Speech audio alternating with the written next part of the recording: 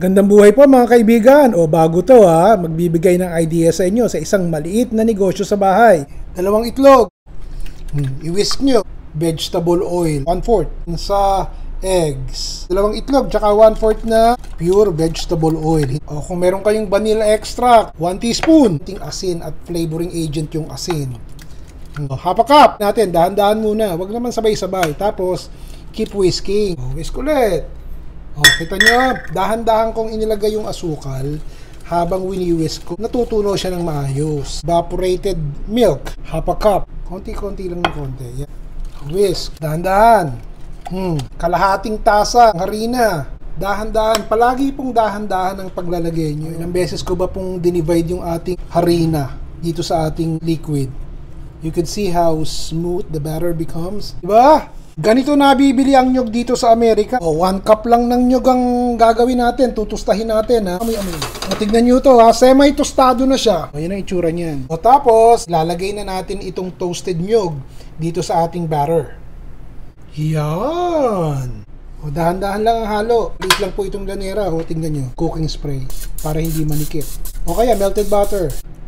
Okay, lagay na natin. Okay, to dalawang bali 1 cup ang aking ginamit para sa isang lianera. There you go. Kumukulo na yung tubig. Maglagay tayo ng steamer dito na mag-work ito Lagyan nyo po ng malinis na towel para yung moist hindi tumutulo dun sa binebake nyo. Okay. Okay, mga 5 minutes po ito gusto kong pakita sa inyo 5 minutes ulit. Okay, yan. Dalawa na, luto na. Alam nyo, pag malamig na siya, nakita nyo, it just comes off easily. See? Kakamayin ko na, ako lang naman ang kakain ito, pero pag isa-serve nyo to, ititinda nyo, huwag nyo kamayin Yan. Hihiwain ko po siya. Okay?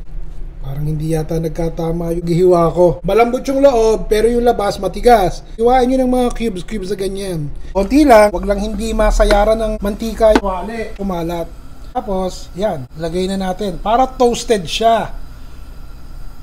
Malambot yung loob, matigas yung labas. Kung titinda nyo siya, kayo na po ang mag-adjust kung gaano kaliliit at kung magkano nyo ibebenta. Pero okay, narinig nyo yun. 1 minute lang yun Yan! Idea po ito. Maliit lang ang puhunan nyo dito Ito po, okay na. Okay na okay. Ang sarap. Malambot sa loob.